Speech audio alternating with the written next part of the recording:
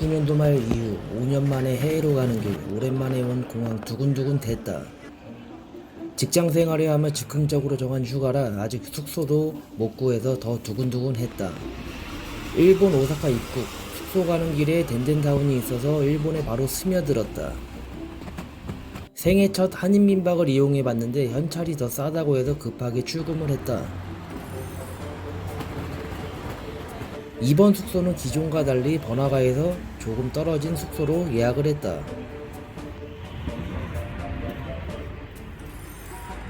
오사카의 옛 번화가 신세카이이다. 바로 옆에는 악명 높은 니시나리구가 있다.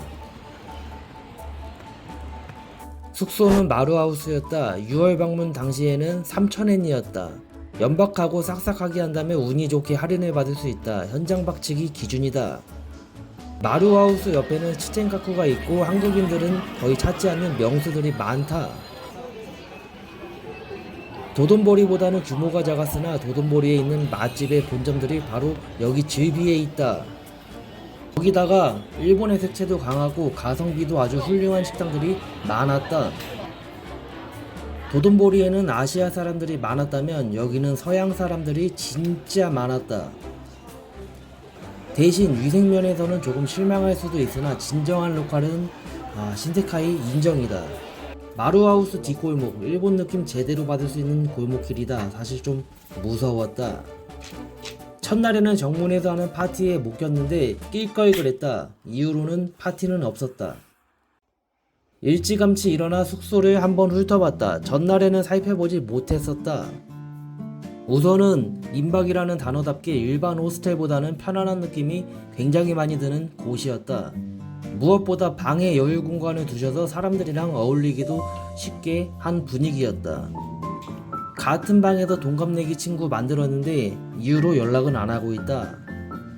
민박이라고 해도 호스텔 성향의 민박이라 화장실 샤워실은 공용이었다.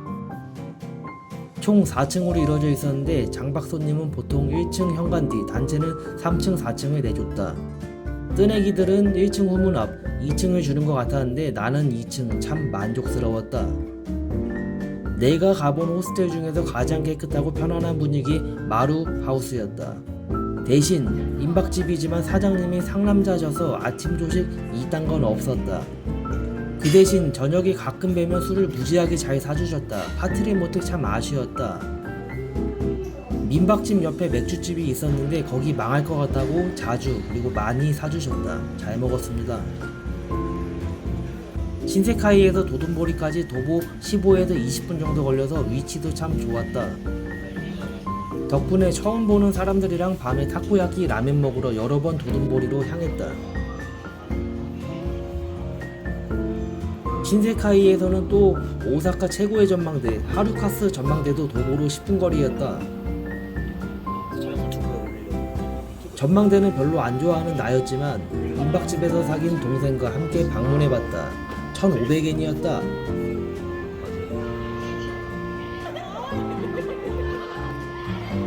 전망대는 역시 커플들의 천국이었다. 남남 커플은 나밖에 없어 역시는 역시였다. 야경은 대도시일수록 멋진데 역시 오사카 야경 아주 훌륭한 도시였다.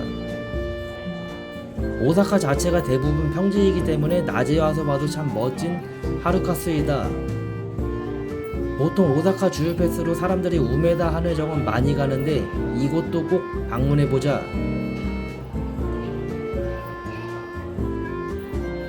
마지막 날에는 헤어지기 아쉬워 동생과 신세카이 맛집을 찾아가봤다.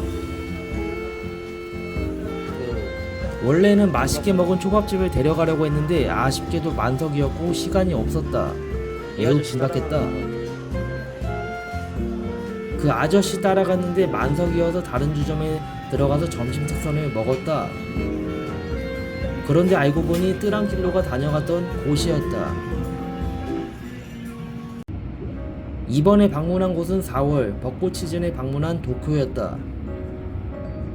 일본이 사람이 많은지 알았는데 역시 수도는 달랐다. 상상 이상이었다. 거기다가 벚꽃 시즌 플러스 주말이어서 미친 인파로 가지겠다. 발을 내딛기가 어려웠다. 이번에는 생애 처음으로 캡슐 호텔을 방문했다. 이유는 벚꽃 시즌 도쿄의 숙박비. 호텔이 10만원이라 울며 겨자 먹기로 1박 5만원짜리 최저가 캡슐 호텔을 예약했다. 물론 부지런하게 한두 달 전에 예약을 했다면 괜찮았겠지만 나는 그게 안 된다. 벚꽃 시즌이라 사람들의 기대는 높았겠지만 날씨가 너무 좋지 못했다. 이상기후였다.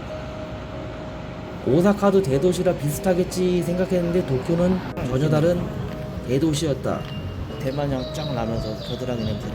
우선 대도시인 만큼 번화가가 굉장히 많았고 전철도 상상 이상으로 복잡해서 타기 어려웠다. 그렇기에 나의 숙소가 있는 우에노까지 가기에 첫날에 저기 한번 매우 올라갔다 골치가 와야겠다. 아팠다. 어씨 뭐야? 밤에 줄을 서서 들어가는 초대박 캡슐 호텔의 이름은 오리엔탈 호스텔 2호점 나의 숙소였다. 이곳의 특징은 남성 전용 옷 제공, 목욕탕 제공이었다. 조식은 없었다. 생략이다. 점원은 일본인과 워킹홀리데이 온 외국인들이 같이 근무하고 있었다. 오전에 근무하는 미얀마 누님이랑은 나갈 때마다 스몰 토킹 두세 차례 나눠봤다. 캡슐 호텔 1세대인 것일까? 색이 굉장히 바른 플라스틱이었다. 그러나 냄새는 나지 않았다. 그러나 절대 깨끗한 곳은 아니었다. 상남자가 아니라면 머물기 힘들 수준이었다. 그래서 남성 전용이다. 구석구석 촬영을 해보고 싶었으나 야간에는 헐벗은 백인 형님들이 불쑥불쑥 나타나 불가능했다.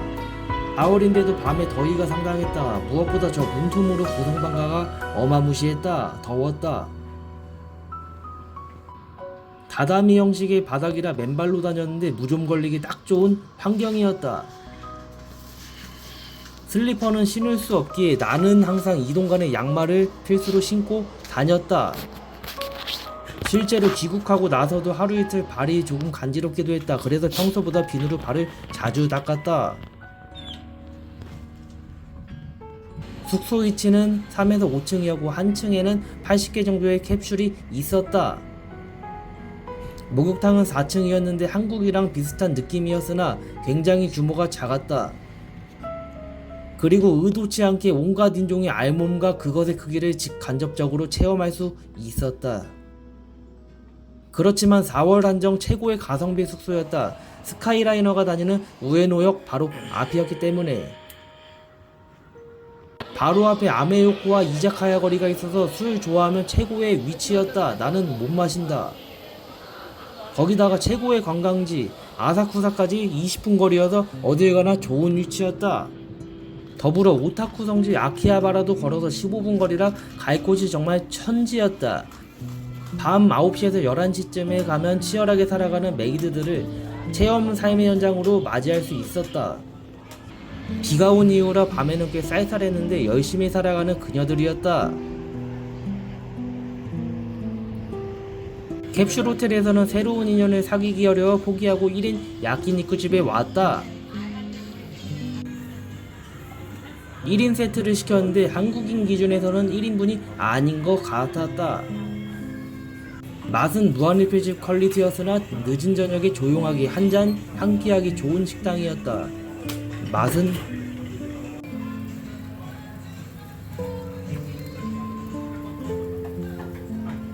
수컷의 향기 그득한 숙소로 돌아왔다. 씻지 않고 자도 아무도 뭐라 하지 않는 곳이다. 상남자들의 가성비 숙소 오리엔탈 호스텔에서 마지막 밤이 저물었다.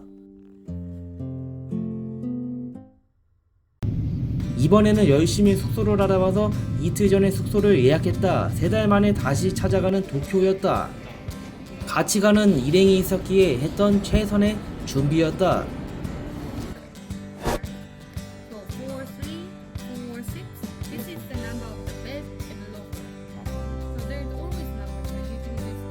이번 숙소의 이름은 헬스장에 딸린 최고의 도쿄 가성비 숙소 오비 호스텔이었다.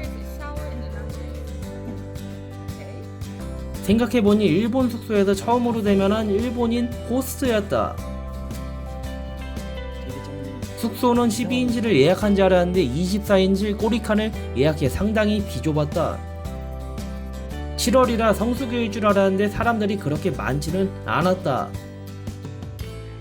침대 상태가 그리 좋아 보이진 않았다. 무엇보다 리뷰에 먼지가 좀 있다는데 아, 진짜였다.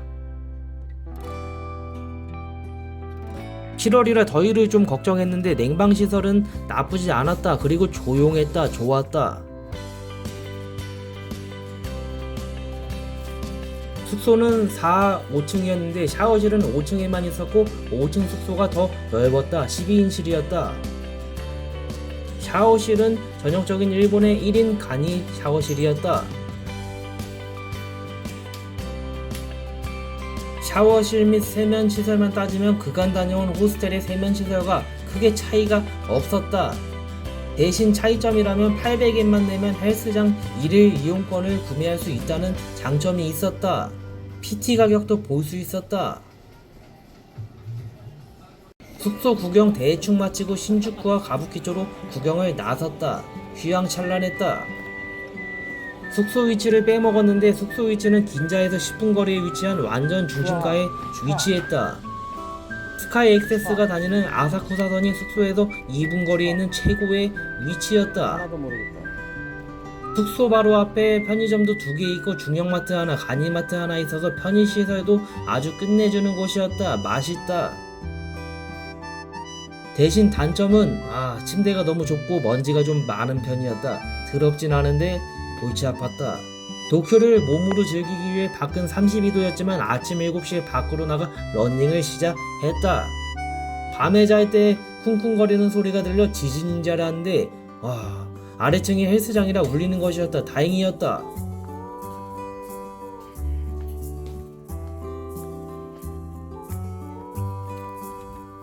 이곳의 헬스장 일일권도 괜찮은데 규모가 굉장히 작아서 그런지 한 달 이용권도 3,000엔으로 저렴했다. 일요일 아침 맑은 하늘과 함께 긴자부터 이케부쿠로까지 가봤다. 한 11km 정도 뛰다 걷다 했다. 역시 달리기에 진심인 일본이라 그런지 조깅 코스가 아니어도 달리는 사람들 참 많았다. 밤에는 10시만 돼도 사람이 없어 조금 무서울 수 있는 동네였다. 근데 너무 조용한 동네였다. 숙소 근처에 이자카야나 심야 식당이 없어 조금은 아쉽고 한적한 곳이었다. 대신 24시간 헬스장이 호스텔 안에 있어서 이용할 수 있는 장점이 있었다. 머신의 브랜드는 처음 보는 곳이었으나 하체 종류는 느낌이 좋았다. 그리고 상체는 별로였다. 다 날라갔다. 래플다운은 80kg 꽂았는데 중량이 잘 느껴지질 않았다. 체스트 프레스 머신도 70kg 꽂아봤는데 무게가 너무 날렸다. 하체 맛집인 헬스장이었다. 아침에는 러닝, 심야에는 웨이트로 온몸의 에너지 쏟아내면 먼지가 날려도 잠이 참 잘 온다.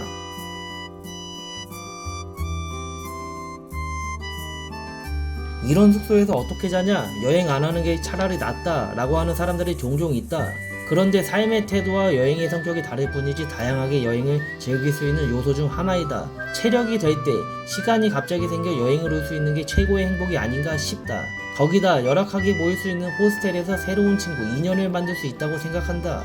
앞으로도 나는 지금의 여행을 즐길 거다. 여자친구 생겼으면 좋겠다.